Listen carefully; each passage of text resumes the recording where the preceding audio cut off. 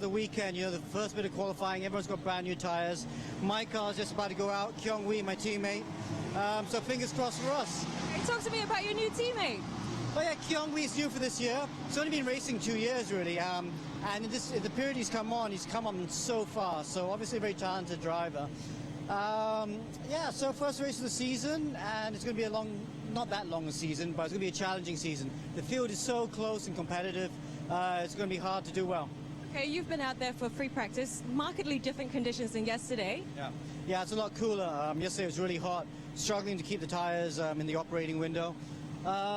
Still struggling for pace a little bit, to be honest. The Mercedes cars looks very fast. So we've tried a couple more things for qualifying now.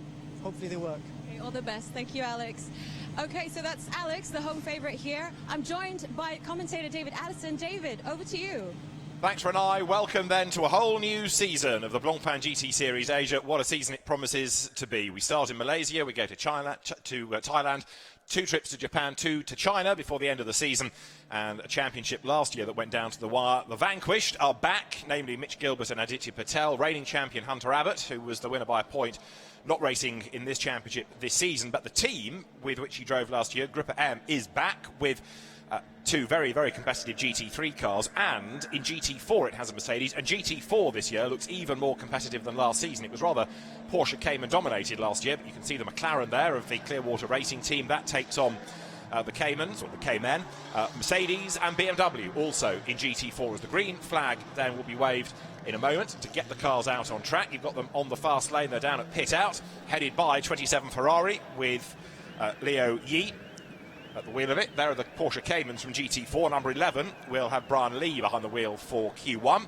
and Frankie Chang in number 17, the sort of pseudo Martini liveried car that will be fighting for class pole position as well. 15 minutes we have for each element of qualifying, and it's one driver, one session. The driver that you're seeing in the cars now will start today's race. Second driver will start of course tomorrow's race. There's 60 minutes, there's the mandatory pit stops, and 2 cracking races, 10 different brands, 29 cars, including, of course, a new car to GT3 that we're seeing this year, the Honda NSX, which is being run by the Arrows Racing team, Philip Ma and Jackie Young, the 2 drivers, and that's going to be fascinating to see how it gets on against the perhaps more established brands in GT3, Audi, Ferrari, Nissan you've got, and Lamborghini, plus Mercedes and Porsche. Can't really have a GT championship without Ferrari and Porsche going head-to-head, can you? But we've got the Craft Bamboo racing cars representing Porsche. You've got for Ferrari both ARN and Hub Auto Corsa. Some great battles in prospect when you get to racing, but we've got qualifying to enjoy first of all. And as I say, it's going to be Leo Yi, who was so impressive in Shanghai last year. He will lead the cars out on, as Alex Young was just saying to Renai Matu in the pit lane, a much cooler day. Yesterday, much warmer, much sunnier, and this helps the drivers a little bit because keeping cool in the car, very difficult indeed, especially when you're, as now, sitting at the end of the pit lane with no air coming through. Even behind a safety car, temperatures rocket in the cars, so the drivers hoping for a clean race without a safety car period, because that just hurts body temperatures. Out onto the fast lane now come the GT4 cars. You see the BMWs that are new to the championship this year, run by BMW Team Studi, the Japanese team. Takayuka Kinoshita and Ken Urata will be the drivers for Q1. Ken Urata busy because he's doing the Lamborghini Super Trofeo Asia races as well. So he's just been out on track, in fact, in the previous qualifying session, and now turning his attention to the GT4 element of Blancpain GT Series Asia. There is the 86 Audi, which is going to be driven in Q1 by Aditya Patel, the Indian driver. New team operating the car this year, rather than Absolute. It's OD Racing Team WRT, Vincent Voss, his very successful Belgian squad that operates in sports cars, GT, now touring cars as well, and coming in with this proven driver pairing into Blancpain GT Series Asia for this year.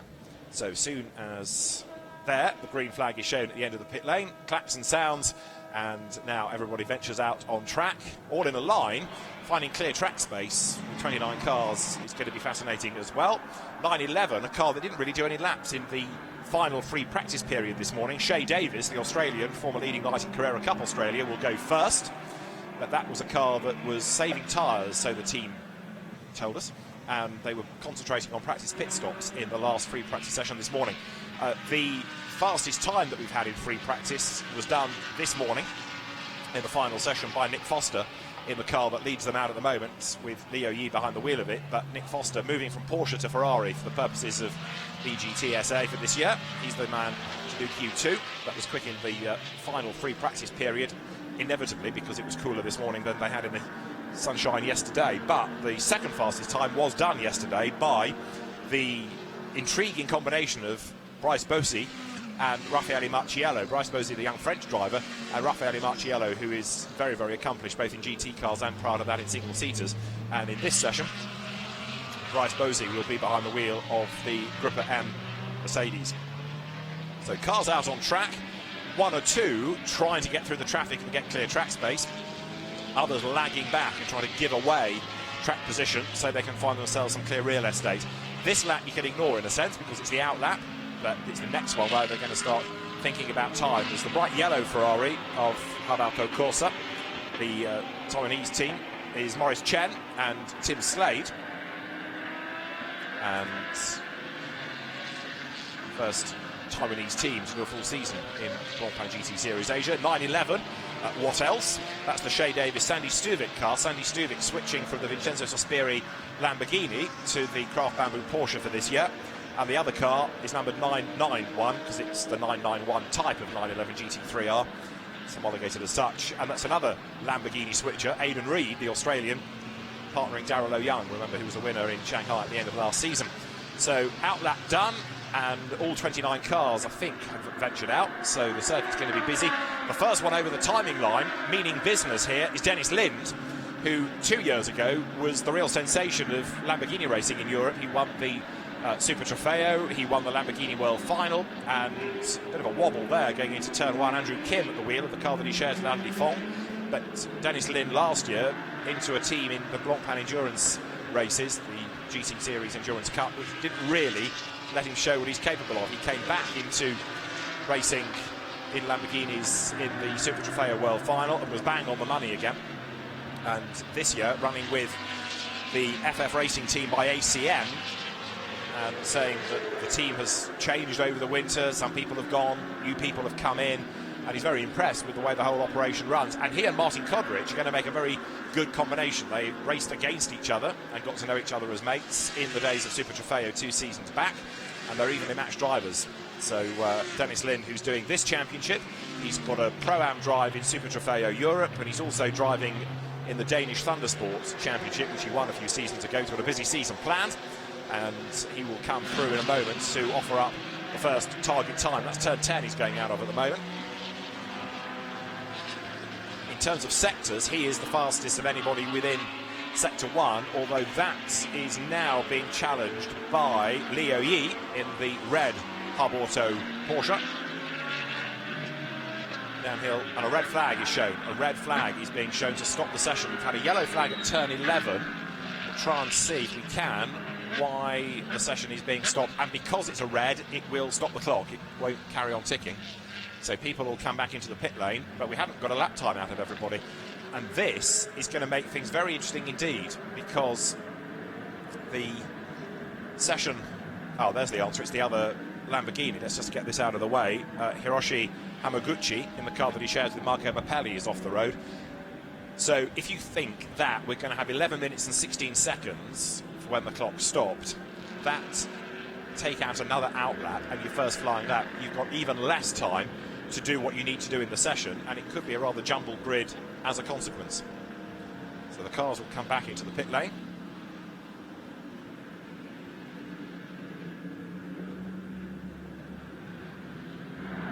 It shouldn't take long to get the Lamborghini out of the gravel trap, and then we can go again. But as I say, you're going to lose a good 2.5 minutes or so for an outlap. So 37 comes into the pit lane. That's the Anthony Liu, Josh Burden Audi. Josh Burden was quite quick this morning in that car, and Anthony Liu was a winner here last year when he was in a Ferrari with David Urich. So Josh Burden has come out of the Aussie racing cars category into Australian Formula 3, and he's had a spell in V8 Utes and races in Euro NASCAR, Asian V8 champion, Formula Renault champion in Asia, so he knows his way around Asian circuits, and he's racing Asian Le Mans as well of late. So a good guy to have on board that. And ready for the restart. Look, the Aditya Patel Audi is at the far end of the pit lane, eager to get back out, as I say, because it shouldn't take long to get this car out of the gravel.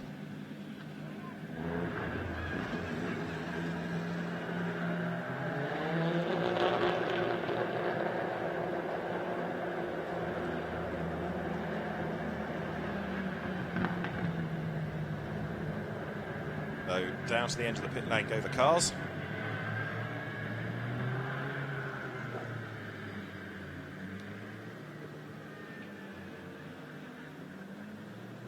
Oh, the BMWs that we have in GT4 this year. You can tell them apart by the colours of the rear wing end plates. The one with the blue end plate is the Takayuki Kinoshita Sonaka Yakucho car, and 82 with the red end plate, Ken Orata and Max Chen. 72 is the new Team iRace.win Mercedes of very experienced French driver Gilles Vannelet and the redoubtable Ringo Chong, with whom press conferences in this championship will be much less fun. 63 is out of the gravel bed. That's then to be brought back by Hiroshi Yamaguchi, who raced in the championship. Sorry, who races in the championship for the first time, I should say. He did GT Asia prior to this. He's also had outings in GT3 and been successful in the Michelin Le Mans Cup. He's raced in Asian Le Mans and class champion in Carrera Cup, Japan and Super GT. So he's no slouch, no dummy. But on cold tyres, quick trip into the gravel. So when we go live again, it will be 11 minutes and 16 seconds still to run. And Ravin, the race director, will confirm whether it's going to be the full 11:16 or just 11 minutes. And he'll probably give the teams as much track time as they can have under the timetable here. There's the guilty party heading back towards the pit lane. And as soon as the car is in, we'll be good to go. In 30 seconds time, we're being told the session will go live. 30 seconds and counting. So the Lamborghini making its way towards pit in. And we are now 10 seconds or so away from getting this session back underway. So Aditya Patel at the head of the queue. In the background there, you can just see number 23 on its axle stands. The Nissan of Eduardo Liberati and Florian Strauss. Liberati should go first. Now remember, as we go live again, it will be 11:16 to run.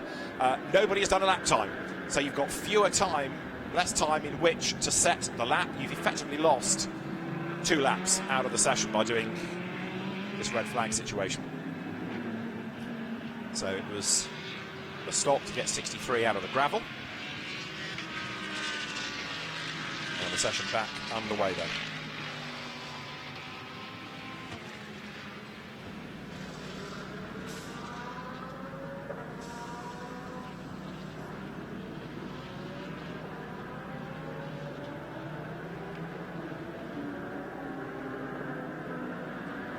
There is 63 going into pit box. We'll see now whether it's going to be a Ferrari for pole position. In fact, the lap time that's been recorded has been by number 63 for coming into the pit lane after the red flag had been shown, but we can ignore that. It was 5 minutes anyway. So the track's going to get busy. The clever teams will lag back and try and get themselves some clear space if they can. There's the McLaren 570S of Richard Wee and Mok Wang-sun. Remember, they were class winners in Japan last year. It was here that Richard Wee had his big accident in GT3 in the opening race when he and Rob Bell were due to drive that car. I think, in fairness, GT4 has suited him a little better. He drove at Le Mans last year. Mok Wang-sun did the whole of WEC last year as well, and he's another Le Mans racer, so they're experienced between them. Down the pit lane goes the Arrows Racing Honda, Philip Ma at the wheel of that car for the moment. His family owns the Tai Sang Bank and started in Carrera Cup going back in 2003. Mrs. Ma, you will remember, was runner-up in Miss Hong Kong in 1981. I know you knew it, sorry to patronise. Right, Triple Eight, you see, which is the Bryce Bosey, Raffaele Marciello Mercedes. That's a dark horse, certainly, or a prancing horse in the case of Marciello from his past. That is how 63 got into the gravel. That was not turn 11, was it? That was at turn 1. So right at the start of the lap, it skated off. So end of the long pit straight and off into the gravel. 86, I didn't tell. Remember, he had that spin coming out onto the pit straight in Shanghai last year, which perhaps compromised the championship run, but I think he was going to lose that race anyway, given the pace of cars around him. But it was something that Mitch Gilbert never seemed to tire of reminding him about in press conferences at the end of the season. But they are still together. Marriage remains, and they come back with a new team, but well disciplined as a combination of drivers. So next time around, we'll start to see lap times. There, the FFF racing team looks at whether it can send back 63 into the session. The Sean Fu Song Yang owned team, FFF Racing. There is 37, Anthony Liu, who's now set to do the target time. But in terms of sectors, you've got number 7, which is Andrew Kim, looking good in one. And you've got, in the other, Frankie Chang. Now, Frankie Chang and Martin Rum, potential race winners, driving car 3 Audi for Absolute Racing. Martin Rum, we didn't really see the best of last year because he was a bit hamstrung on occasions by Rick Ewan, his co-driver, who had a couple of indiscretions on his way to the grid, for example, and was an am very definitely. But in a different championship in the wet, in the back end of last season, Martin Rum showed just what he was capable of. So he's certainly one to watch. And Frankie Chang, likewise, was in the same boat last year with a co-driver who didn't really enable him to show his potential pace. Anthony Liu up towards the end of the lap. So we're looking for a target time of around 2 minutes 2. Anything below that will be good. 2 minutes 2 was what it was as the best in free practice. Getting to the 1:59s, I think you know that the driver is on the money.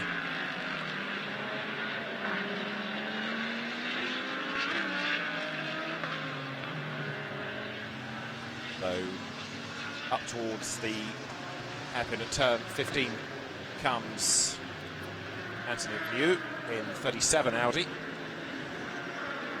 for Absolute Racing. Another mainstay of Carrera Cup Asia, Ferrari Challenge, Lamborghini Super Trofeo, winner here last year. Dust settles ahead of him, which was being kicked up by the Ferrari.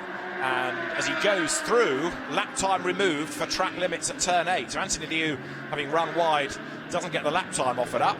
Dennis Lind goes the quickest, 2 minutes 3.367. Last year's best qualifying effort was a 2 minutes 3. So 2 minutes 3.3, we're a tenth away at the moment from last year's best. So Dennis Lind it is, the fastest. There's 37 with no time there, having had that first lap taken away for track limit abuse.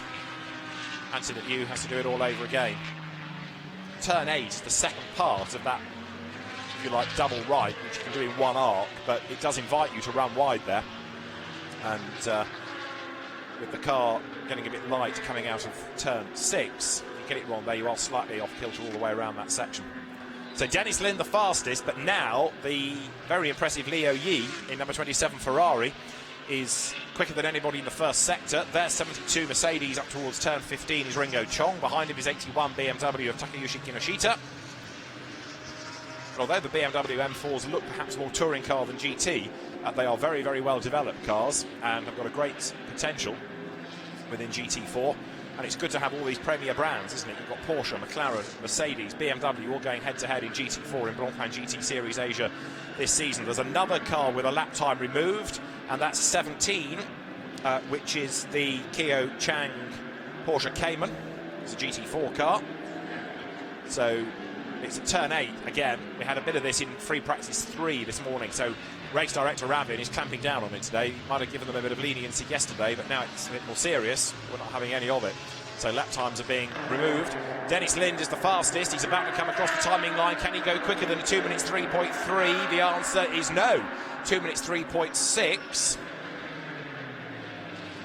I just wonder whether there's something in this that cars operate better when they're cooler, the hotter they get as the session wears on. So has a negative effect on pace. We are getting improvements in sectors though, and the gap between the top two is down to 19 thousandths because Leo Yi has gone even quicker still on a 2 minutes 3.386. The magic second covers the top 6 at the moment. We've not yet had a time because of track limits out of Keo Chang, and we've not had a time of course because of the gravel out of Hamaguchi, and a spin there coming on to pit straight number 5. That is Lim Kyung-wee, who Alex Young was talking up pre-session, but the champion motor product back cars had a rotation. Lim Kyung-wee out of GT Asia, out of the Audi R8 LMS Cup, out of the NGK Racing Series as well, and Lamborghini Super Trofeo. So he's done quite a bit of mileage, but having a spin. And another one to lose a lap time is Frankie Chang, So he's had his lap time removed for track limits at turn 8. Turn 8 is there, that section you're looking at, and that's the key. People go to that very inviting extra run off tarmac, and we're nearly at the end of Q1. 3 3/4 minutes to go. Then there's that 10-minute break, and then change of driver, and back out they go. So the clock ticks on down, and intriguingly, very, very few purple sectors coming up now. We were able to witness at the start of this session. Only 3 minutes and change on the clock. Dennis Lim remains the fastest. Set to open his account for the season in style here, potentially.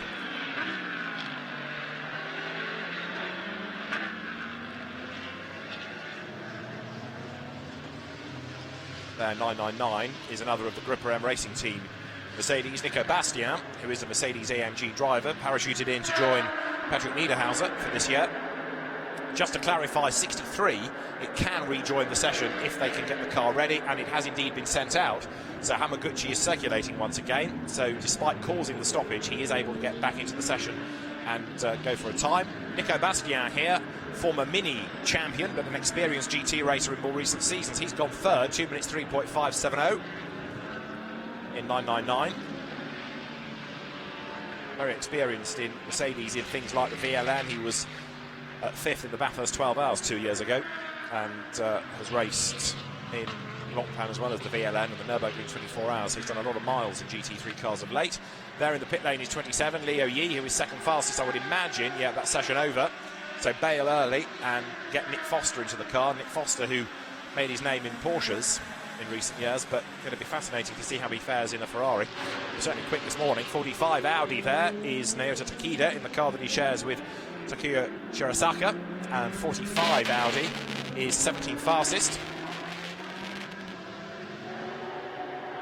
It's the last minutes and 3/4 of the session now, with quite a few heading for the pit lane. 911 Porsche there, Shea Davis, the driver, another graduate of Australian Formula Ford and then Carrera Cup and V8 Supercar. Last year he was 5th in the Core Development Series, the Super 2 Series, and he's to be found currently 12th. Fellow countryman Aidan Reid, his teammate, 10th, 991, who we only really saw the best of towards the end of last season in the Lamborghini, but now switching away from FFF to the Craft Bamboo Porsche team.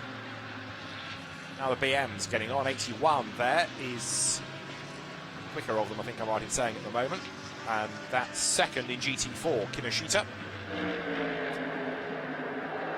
Yuki Kaneshita, a racer and journalist, TV presenter on Best Motoring in Japan, the Yokohama-based team. Down the pit road there is the Gripper M GT4 Mercedes, and on track 23 in a big hurry is Edoardo Liberati in the Nissan. I've seen Nissans last year, but it's good to have them. They have this great charismatic engine note, and they're getting held up, I'm afraid, behind the BMW. So this lap's going to ebb away from Edoardo Liberati, I fear. All 29 cars have got a time now, although we've had a few more warnings, no more drivers having times removed. Up on the jacks goes 666, the GT4 car, Russell Ward to get out, Reinhold Frenger to get in. 999 there, Nico Bastien to give way to Patrick Niederhauser. And number 3, Frankie Chang is pitted, and a new set of boots goes on in anticipation of Martin Rump taking over that car, and he's a potential poleman, I would have said, for Q2. Flag out, checker flag at the ready, and it's now being shown. So the session's at an end. The Absolute Racing team. Hard work with the tyre change there. Number 17 Porsche. That's from the Taiwan Top Speed Racing team. Kyo Chan to give way to Masahiko Ida.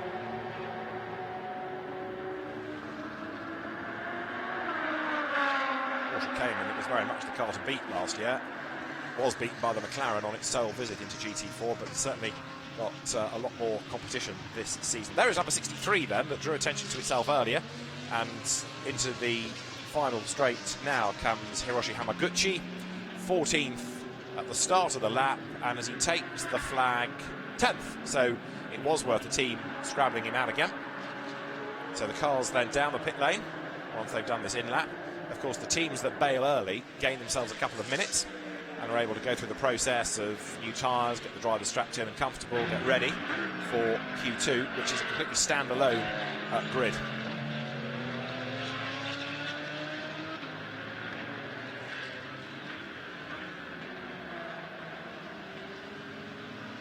So shortly, the last couple of drivers will make their way down the pit road, and then we'll get ready for the second part of qualifying. But Dennis Lind then takes pole position. He never raced here before, which is quite impressive. 19 thousandths of a second, and it is Leo Yi second. And because of the red flag, it's going to be 12:25 when the pit lane opens to give the teams that 10-minute break between. So we're about 9 minutes before the session gets underway for Q2. There, 81 down the pit road is the BMW of Takayuki Kinoshita.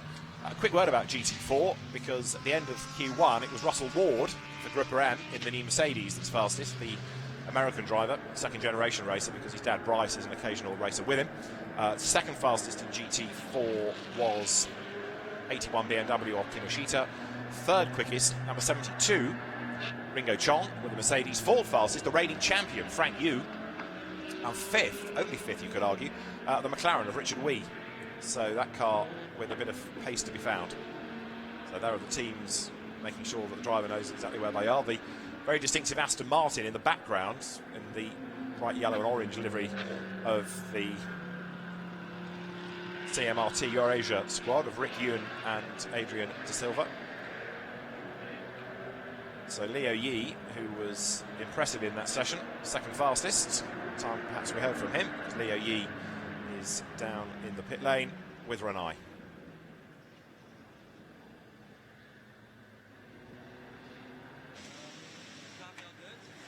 Good balance, and the track condition is good as well, so we'd be able to do low 3.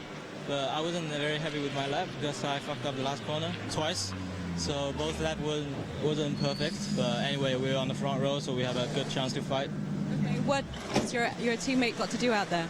My teammate just gonna carry on with my setup, and then he's gonna roll on and yeah, just to get pole. Okay, all the best. Back to you, David. Thanks, Renai. Apologies for Leo Yi's rather colourful way of describing what he did at the last corner, but you can understand the adrenaline is still pumping through him. So an error, I think he was trying to explain, at the last corner on a couple of laps. And he only missed out by 19 thousandths, but to be up there is still mighty impressive. New to the Ferrari, Porsche driver, only brief outings last season. So, change of driver, and then we'll be underway for the second session. But now you can see the benefit of bailing early, because your driver's in, your new tyres are on, you're ready, you're focused. These teams have yet to receive the cars. They're still pouring through, especially bearing in mind this is a 5.5 kilometre lap. So it takes a long time at a slower pace, naturally, to get the cars back. So these teams are on the back foot straight away. They might be late out even, because they're still going through the processes that they need to. They have 7 minutes, just under, still to turn the cars around, but they haven't got as much time as some of the other squads have enjoyed. So a look around the circuit, much cooler today, less sunny, a little bit cloudy. Still the humidity is rampant, and for the drivers, cockpit temperatures very, very high indeed. And sitting in the cars now doing nothing just makes the temperatures shoot up, and even behind a safety car, Dennis Lind was saying to me yesterday, you want the race to get going as quickly as possible, because you are absolutely cooking in there, because there's so little air getting into the car. You're moving, yes, but not quickly enough. So as long as it's a clean green flag situation, you're not too bad in the cockpit, but slower or stationary, if you've got a long pit stop and you have to sit in the car, you are just roasting. So 2 minutes 3:367 Dennis Lind's time will be the target, but remember that establishes a completely separate grid order compared to what we are going to have in this next quarter of an hour of qualifying.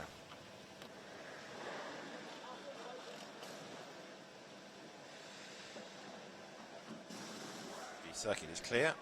Just that one incident for the Lamborghini of Hamaguchi to go into the gravel. One race for Blancpain GT Series Asia at the end of this afternoon, and then, of course, race 2 tomorrow. And then in May, we head to Thailand, followed by the 2 trips to Japan, and then September and October into China, both of which were affected by the rain last year. In fact, the series seemed to get quite a bit of moisture in different events, different countries last season. fast lane is now open, so the cars making their way to queue at pit out, try and get themselves at the head of the queue if they can. The clever teams will either be first out or last out. If you're first, you drive away from the traffic. If you're last, you can go out 2/3 of a lap late and have clear road space ahead of you. So queue forms, and it's going to be headed, and this could be intriguing, couldn't it, by Raffaele Marciello. He's at the head of the queue with clear track space. Raffaele Marciello on a clear road. Definitely a candidate for pole position. Martin Kodrich, of course, has got something to live up to now, given that Dennis Lind was the fastest in Q1. There comes the Aston Martin in the background. Adrian De Silva now at the wheel of this car that he shares with Rick Yoon, who was, of course, with Martin Rump last year. Porsche in the background as well, coming into position. Still up on the jacks is 63 Lamborghini. Marco Mappelli will take that. Now that's going to be another one to watch. Marco Mappelli, part of the Lamborghini Squadra Corsa programme. And he will be one to watch. But Dennis Lind, fabulous job done in Q1. He's on pole position for the first race, and Dennis is with Renai. Just grabbed him out of the car. Pole position, are you happy with that? Yeah, I'm really, really happy. It was a solid effort by the whole team. We had a red flag sort of obscuring the session a bit on our initial faster lap, so I'm really, really happy. I was a bit nervous that the pressures and temperatures wouldn't be ready for lap 2, but pushed on, and it seemed like it was all right in the end. So. Thank you very much, Dennis. Back to you, David.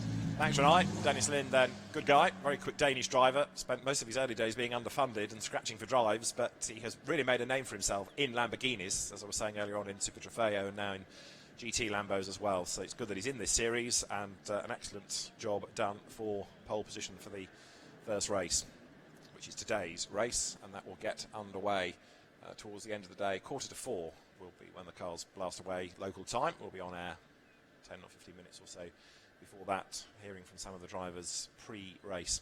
The GT4 cars now released from Group M and making their way up towards pit out. There in the background is the 51 Lamborghini, Andrew McPherson and Ben Porter to do this session. The Australian team, AMAC, which is Andrew McPherson's team, the first Australian team into Blancpain GT Series Asia. And Ben Porter from Formula 3, Formula V, in which he was a multiple champion, Radicals and Australian GT racing. He is going to be doing the driving chores in this second part of qualifying.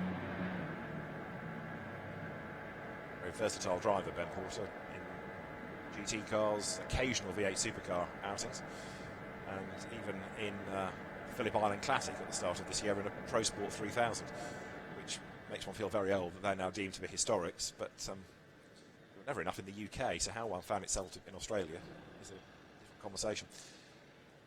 At the back of the queue, drivers are going to have to battle their way through the traffic. You can see some of the teams keeping the cars for a while, WRT and Gripper M amongst them, to try and be out a bit later and get themselves a clear track space. So a bit more rubber down. Everybody, of course, on Pirelli tyres in this championship. It's one tyre manufacturer rather than a tyre war. It's Pirelli rubber for everybody. And with the circuit being a bit overcast, the temperature's cooler today, and therefore the tyres having a bit of a kinder time of it as well. We are a minute or so away from Q2 getting underway. Who is it going to be that comes out on top in this? Martin Rump, Alex Young, Adley Fong amongst the potentials. Martin Kodrich, Nick Foster, Tim Slade, another Australian supercar star. He joins Maurice Chen at Hub Auto Corsa in the yellow, almost Écurie Nationale Belge liveried Ferrari. But 11th in last year's Supercars Championship, Tim Slade. Another very quick Aussie. He'll be one to watch. Josh Burton likewise. Marco Mappelli for sure. Mitch Gilbert goes in this session. Raffaele Marciello, Sandy Stuvik, Darrell Young, Patrick Niederhauser. It's a quality entry, isn't it? And in fact, you look at the entry and you think, right, who's going to win race one? No real clear mark yet, because it is very competitive indeed. Dennis Lind will say, well, we're going to win it after his pole position, but it's certainly not that straightforward. So just the final few seconds to count down. There, getting ready to go in the background, was the KCMG run car, Eduardo Liberati, Florian Strauss. The Sepang circuit, former home, we sadly have to say now, to the Malaysian Formula 1 Grand Prix. Still hosts MotoGP. We'll echo to the sound of GT cars now as the lights go green and the green flag is shown at the end of the pit lane. And it is Raffaele Marciello who comes out first. He was here last year with Hunter Abbott. It was the only occasion that we saw him in the championship. Whether he's going to do the full season, we'll wait and see. But he did the fastest lap last year in race 2. It would be good if Marciello were on board for the whole season. But of course, if you're an in-demand GT driver, there are a lot of championships these days. And there's a car stationary in the pit lane that I fear might be the Tim Slade. No, it's not. It's the Aston Martin. It's the Adrian Da Silva car, which is therefore blocking everybody in because it won't get away. And that's hemmed in the Porsche behind. Is that 911 or 991? It's the GT3 Craft Bamboo car anyway, one of the two. And it's 911 that's stuck. So Sandy Stuvik is stranded because he can't go round. He's got to reverse. The Aston Martin has stalled or has got a problem and can't get going. So there, number 19, Lamborghini. Martin Kodrich at the wheel, going up to turn 6. And 18 ready to go. Now with Sugio Matsuda at the wheel of the Nissan. So pick a pole position driver. Is it going to be Raffaele Marciello? He means business, that's for sure.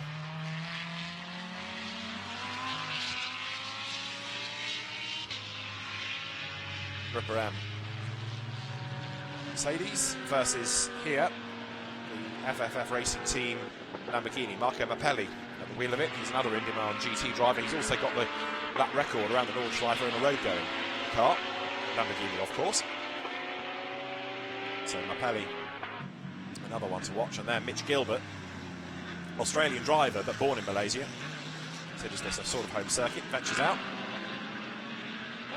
But you see now the point I was making earlier about how much you lose with an out lap, because we've had 2 minutes and they're still not onto a flying lap yet. So 15 minutes per driver does not give you a huge amount of time to do a time for the grid. There is Tim Slade. Welcome to Blancpain GT Series Asia. Behind him in the Arrows Racing Honda this time is Jackie Young. Right, Marciello's onto a flying lap now, and he's being chased as he goes through by Adderley Fong. Slade now turning up the wick as he gets a bit crossed up, but towards the end of the lap, speeding up all the time.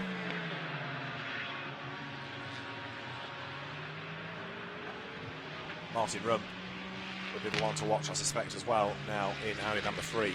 He's deceptively fast, Martin Rum. Estonian driver. Winner in China GT last year, and part of Blancpain GT Series Asia with a different team last season also. So Sugio Matsuda taking over the number 18 Nissan now.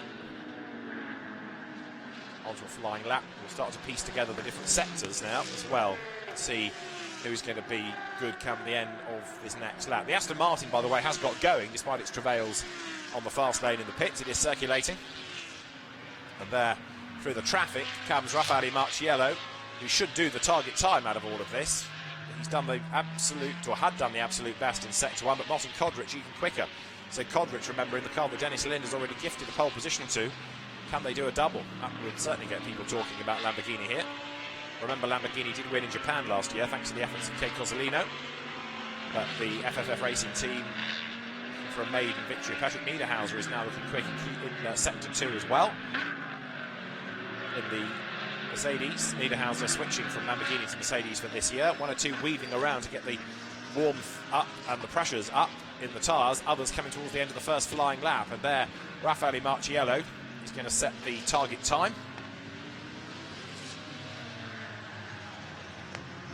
Into turn 15 comes car number 18 now. That's Sugio Matsuda onto a flying lap.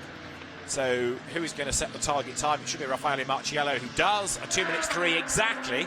So quicker than Dennis Lind went, 2 minutes 3.000. Martin Rum second, 6/10 back. Josh Burden third. Fourth quickest becomes Burden because Martin Kodrich goes second. 6/10 adrift. So Marciello quicker than Kodrich. 10 minutes on the clock. Downhill plunges number 37 Audi, this being the car for Q2 of Josh Burden.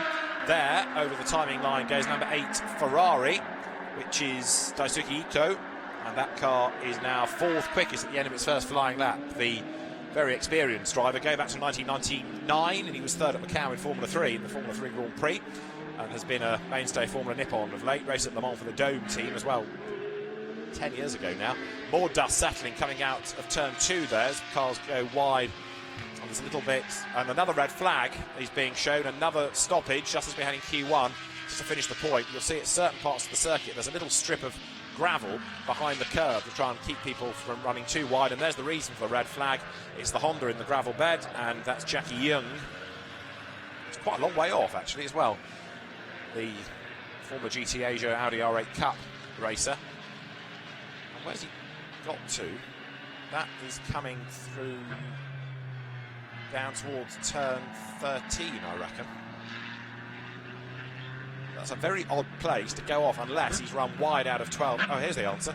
He does go a bit wide and just loses the back end, and round it goes. So he skates around, heads for the gravel, which does its job, stops him.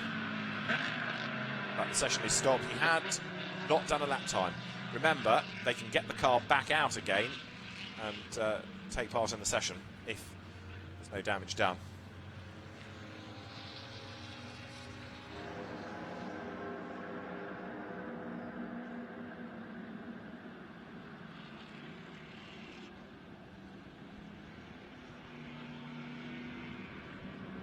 So we'll have 9 minutes and 39 seconds to run when we go back live.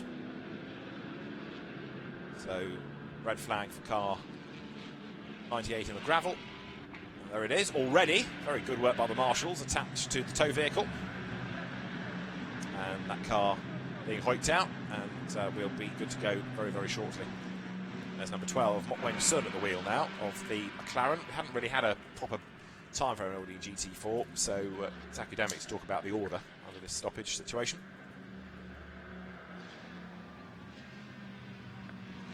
Number 8 Ferrari of Daisuke Aito heading back to the pit lane. There's number 3, which is the Martin Rump car.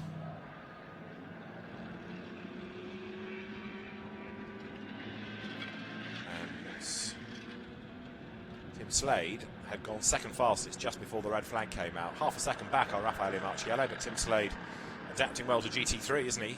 Like many, of course. He has done the Bathurst 12 hours, but new to a full championship. And we've got about a minute before the session is back live.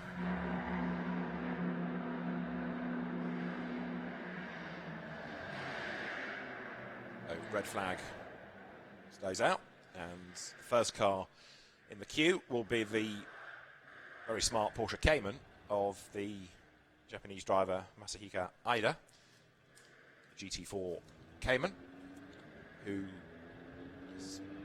started off in the Audi R8 Cup going back, 5 years now, racing Super GT and TCR as well. Did have occasional outings in GT4 in this championship last year, so everybody else comes pouring into the pit lane. I tell you, there are going to be a few teams, I think, who really feel that qualifying was a wasted opportunity because they just have not been able to get the lap times in and have a proper run, really. It's a brief session anyway, and with a red flag, it further hurts you.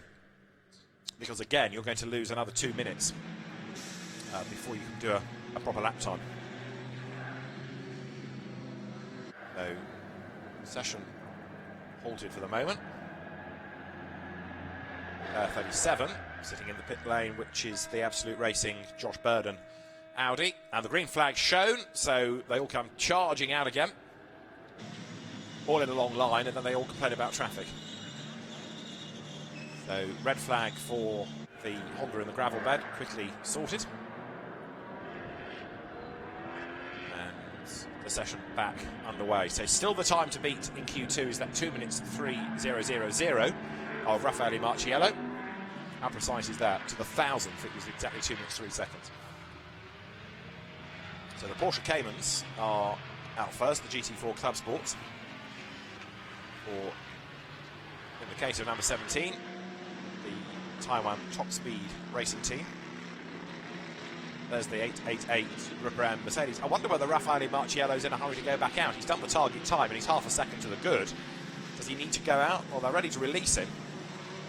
Sitting there getting hotter and hotter, but as yet he's not ventured out. See whether the team feels it's necessary to have him out there if anyone can rival that time. Frustratingly, he could have gone quicker again on the lap when the red flag was shown, because he'd done an even better first sector time, and he'd done the absolute best anyway. So Much Yellow certainly looking good today. Through goes 991. Darrell Young, winner of the championship last year in China. Massively experienced driver, Darrell Young, the Canadian-born Hong Kong driver, who's been racing initially in single-seaters, Formula 4 and Formula 4 2000, and then concentrated on racing in Asia in Carrera Cup, and then in GT Asia, double Bathurst 12-hour winner. But there aren't many things he's not raced in, from World Touring Cars to World Endurance, double winner of the Modica Millennium race, the 1,000-kilometre race here, and race winner in Blancpain GT Series Asia last year. So Darrell Young in 991.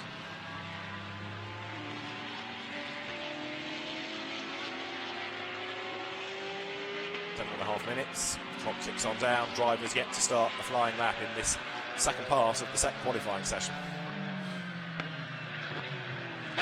Darrell Young up towards turn 14. Look how busy it is at turn 15, further up the road. Martin Kodrich in the middle of all the traffic, trying to scrabble past the Porsches. You've also got the GT4 Mercedes further up the road of Team iRace.win. Gilles Vannelet at the wheel of it, former GT3 European champion a good few seasons ago. Gilles Vannelet, who last year was in the French GT4 championship. He's been a mainstay of Blancpain on and off in Europe over the years as well. And Gilles Vannelet teaming up with Ringo Chong. There's the Honda out of the gravel, and as I say, it is allowed back in the session, but the team wanting a quick look to see if there was any damage done through that big spin, and perhaps even why it spun. Was it driver error or did something break? But the experienced Jackie Young at the wheel of that car that was launched at the Spa 24 Hours last season and racing Macau at the World Cup.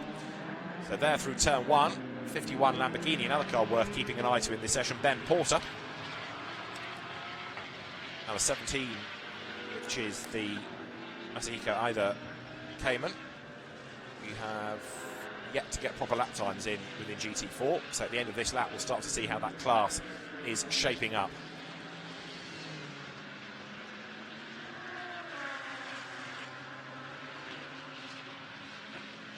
There, two Porsches running together, bullet-shaped Cayman. Mercedes a bit further up the road.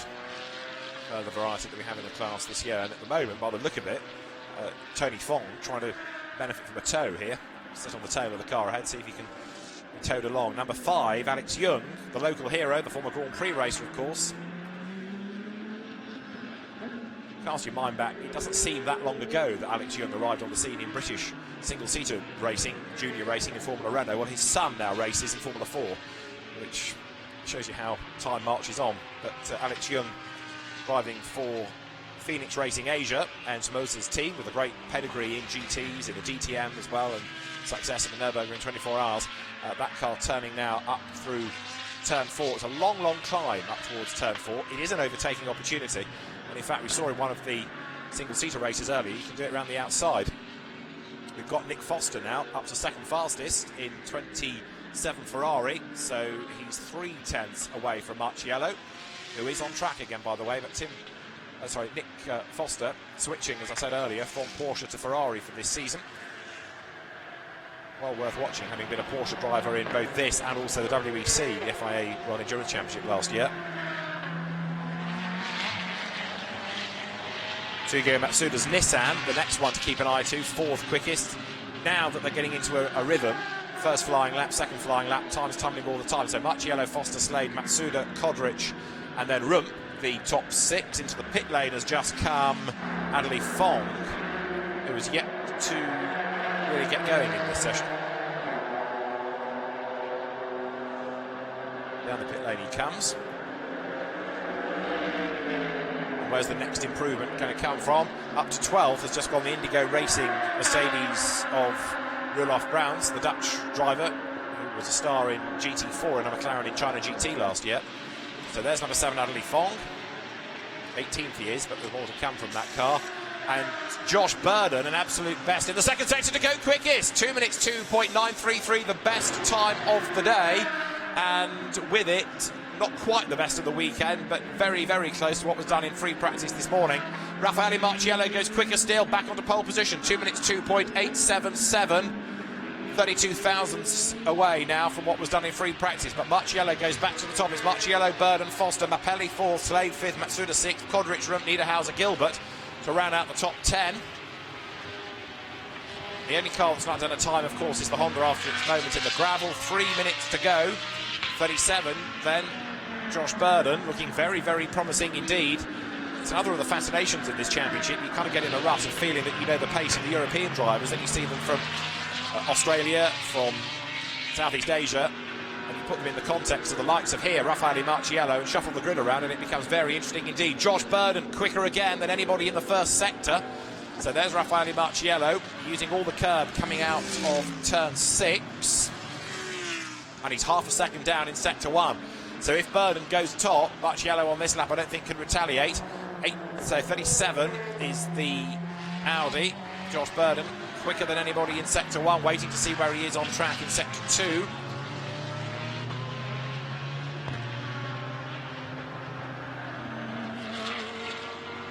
Out of turn 12 then comes the Mercedes. There is the car to watch. He's a little bit down in the second sector. So Josh Burden did an absolute best in sector 1. He's dropped 2 tenths in sector 2, but he's only got to find 56 thousandths to go top. There's one corner to go.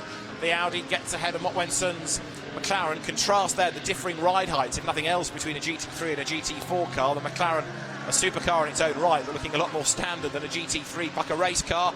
Is this pole position for Josh Burden? First time in Blancpain GT Series Asia qualifying as he breaks the beam and goes quickest. 2 minutes 2.495. It's the best time of the weekend. And Raffaele Marchiello down in sector 2 as well. We've got time for this as the last lap. So one more lap within the session. Mapelli up to 4th in number 63 Lamborghini ahead of Nick Foster. But Raffaele Marchiello on that lap did a 2 minutes 3.014. So Josh Burden, perhaps a driver that wasn't anticipated given his limited awareness, or the team's limited awareness from Europe of what a capable racer he is. He's sneaked under the radar a bit, and he's there quickest by 0.382 of a second. His most recent racing from the Asian Le Mans Series. Marco Mapelli's lap time removed for track limits at turn 8. So race director Ravin being busy and making sure that everyone is adhering to track limits. And way wide there goes Raffaele Marchiello. Now, that should say that he's pushing. Well, he is, but too much, and he's gone off the road. So that's going to compromise the lap. Raffaele Marchiello then off the road. He's back on again, but how much time has he lost and how much dirt has he picked up on his tyres as well is the next question. Other improvements, Martin Rump goes 4th. Martin Rump, number 3 Audi for Absolute Racing, up to 4th quickest. And Florian Strauss is an improver. Patrick Niederhauser up to 7th. In the Mercedes, Martin Kodrich up to 6th in his Lamborghini. So there, 37 Josh Burden sharing with Anthony Liu. I kind of hesitate to say Anthony Liu is not as quick because he did win here last year, helped by Davide Rizzo, but it shows what a quick co-driver can do.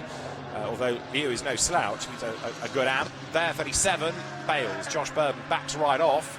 So the flag is out, the session's at an end. I'm looking to see if there's anybody else likely to improve here.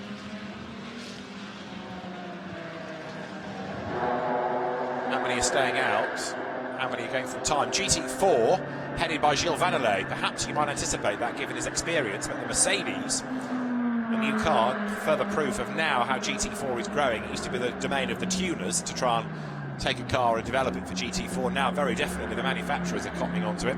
And it's the Mercedes ahead of the sister car.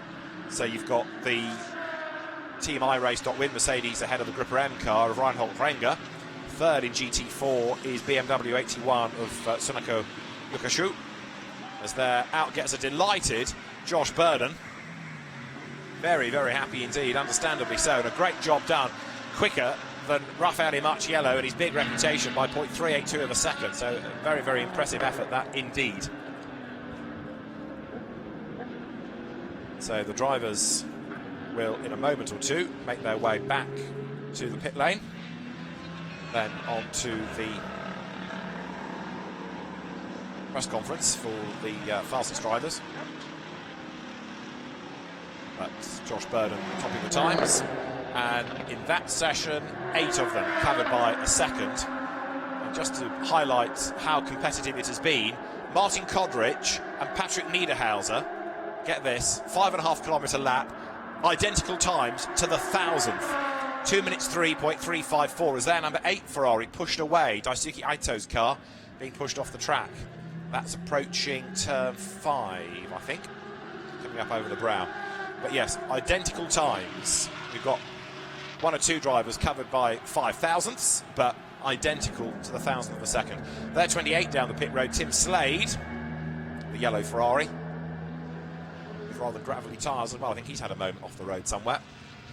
Looking at the side of the car, it's a bit dusty. 97, that's Roelof Brown's ex-single-seater racer. But these days, the reigning GT4 China GT champion, 3 times the winner of the South Korea Speed Festival Series, that go back a good decade or more. German F3 Formula Renault racer has moved out here like many, spotted opportunity for career development and earning an income, and races very strongly indeed, moving into this championship for this season. So there is the GT4 pole car, Gilles Vanelay. We've got the Grupper M team manager being asked to report to the stewards at the end of the session. So, wondering what it is, whether it was for the way that the cars were released at the start of the session. Try and find out. But there is the Team iRace.win car, and that little sticker puts it under Parc Fermé conditions because it needs to be put through the technical checks. So, by being placed under Parc Fermé, it means the team can't do anything to it. It has to remain as is, so that the technical team can have a look. There, Gilles Vanelay, embraced by Ringo Chong. You get the feeling these are going to get on just fine, these two. Both charismatic gentlemen racers. Ringo Chong, you have to go a long, long way to find when he's not smiling.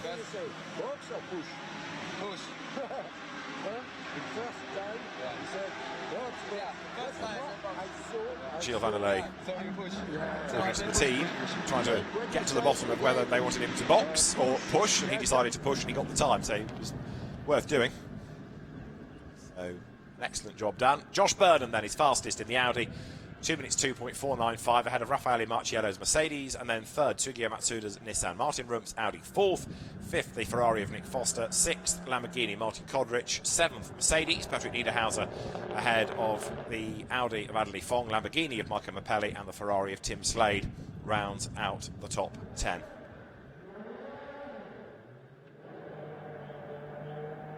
Cars up at the scrutineering end of the pit lane.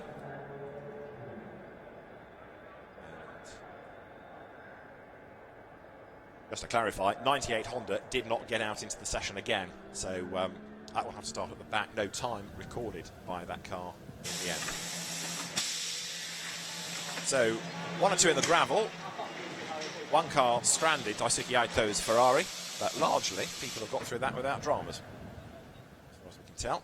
And they will go racing this afternoon at 15:45, and it's just gone 12:48 now. So they've got 3 hours or so to turn the cars around and get ready. Join us later on for race 1. Promises to be an absolute stormer given the jumbled grid and the quality of the entry that we have this season.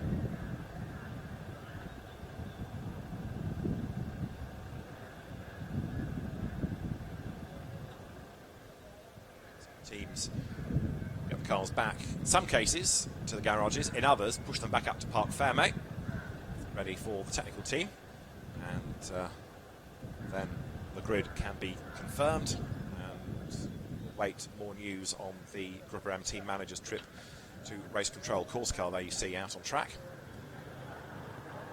That part of the circuit where Daisuke Aito's Ferrari was stranded with what I fear might have been a mechanical problem late in the session.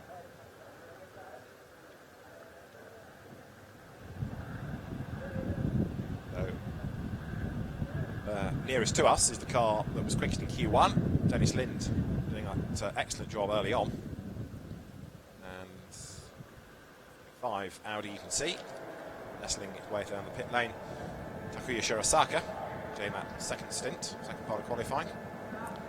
But Josh Burden, it is who takes the top time by 0.382 of a second over the opposition. And let's see how he converts that tomorrow, of course, into what he hopes will be a race lead on to the first corner. Right, we've got the pole man, Josh Burden. What a debut in Blancpain GT Series Asia. He's with Renai. Okay, Josh, you happy with that? I'm very happy. I'm stoked. Honestly, it was unexpected. I didn't even know what to say. That was really cool. It's the first GT3 race I've had. I discovered the car a couple of weeks ago. Audi, Absolute Racing, put some faith in me and took a gamble, I guess. Total different style of racing, and we've been chipping away at it, and I certainly didn't expect to get pole position by a decent margin around here, so I'm stoked. I got to thank the guys. Anthony Liu, my teammate, did a good job in his qualifying. All the Absolute crew, I've learned a lot off them, and yeah, I'm really excited. I'm totally, absolutely pumped right now. Absolutely pumped. There you go. Back to you, David. If you drive for Absolute Racing, absolute pumped is how you should be, I think. Well done, Josh Burden. What a great debut. And he had to work for that because he was up against some real guns in that session. So, an excellent performance put in. So, Josh Burden will start race 2 from pole position. Race 1 to look forward to this afternoon.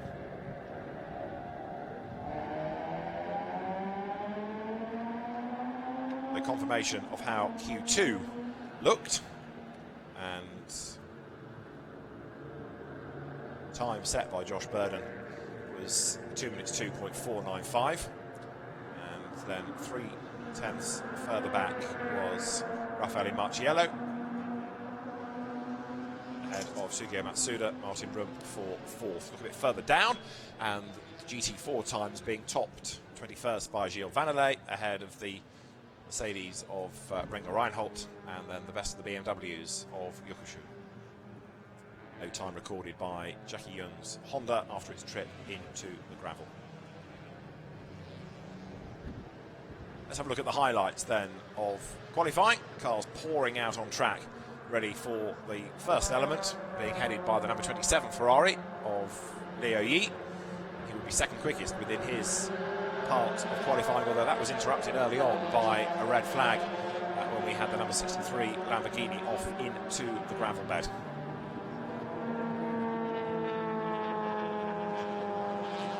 R19, Dennis Lind at the wheel of it, was pushing very hard indeed, and that was the car to beat all the way through the first qualifying session, despite the sister car at turn 1 having this moment, a long, lazy, looping slide. It eventually put it in the gravel and brought out the red flag. The car was brought back and it was allowed to rejoin the session, and in fairness did get itself into the top 10 in the hands of Japanese driver Hiroshi Hamaguchi. Number 5 Audi pushing on in Q1 in the hands of Lin Qian. We had this spin though by him coming out of turn 15, just avoided by the Aston Martin, being driven in the opening part of qualifying by Rick Ewan for the CMRT Eurasia team. 27 was looking good, the Ferrari with Leo Yi at the wheel, but on 2 laps, he explained post-session, he made a little mistake coming out of the last corner, and that affected the pace up towards the line. 999 Mercedes, Nico Bastian at the wheel, looking good, making his debut with the Grupper M squad. Mercedes cars well suited with all the grunt and go in a straight line, but he wasn't quite able to get on the same pace as Lamborghini in the opening qualifying session of the season. So Dennis Lind, fastest in the opening qualifying session. 2 would get underway and again would be affected by an early red flag, but Raffaele Marciello was on his toes. He was the first one out, wasting no opportunity to try and maximise the amount of clear road ahead of him. The plan was to get out first and push and get away from everybody else. Others, though, were hamstrung because they got stuck behind Adrian De Silva's Aston Martin that didn't get away. But the cars did venture out. 1 or 2 were slightly out of sequence, having been delayed. Amongst them, the number 18 Nissan. But Sugio Matsuda would go 4th quickest come the end of the session. A good effort, bringing Nissan very much into the ballpark. Marciello was fastest early on. Then we had a stoppage because the Honda of Jackie Young went off into the gravel bed. Marciello was looking strong in the majority of the session. However, Josh Burden had other ideas and he would be the man when the session went live. This was why we had the red flag. Big squeal of tyres and the Honda skating its way a long way across the gravel. No damage done to the car. Red flag shown, so that meant that the teams all had to come back into the pit lane and then go again, yet again, of course, having lost track time. 7, Nick Foster moving from Porsche to Ferrari, crossing the divide. He was out on track and 5th quickest in Q2. But Josh Burden became a real star. Anthony Liu had driven in Q1, Josh Burden in Q2, and this car, run by Absolute Racing, managed to put itself at the top by 0.382 of a second. Despite having a wheel over the curb, Josh Burden, racing at this level for the first time, pushed very hard indeed. 10 brands are on the grid. Audi the top. Off the track, briefly, the Mercedes and Raffaele Marciello. That was further proof of how hard he was pushing, but at the checkered flag, he just could not quite do enough. And so Josh Burden, the fastest, and a job very well done indeed. Great celebrations from Absolute Racing, Anthony Liu and Josh Burden's car. Pole position for race 2 tomorrow. Race 1 coming up in just under 3 hours' time here at Sepang. Join us for that if you can. For now, from Renai Matthew and David Addison, bye-bye.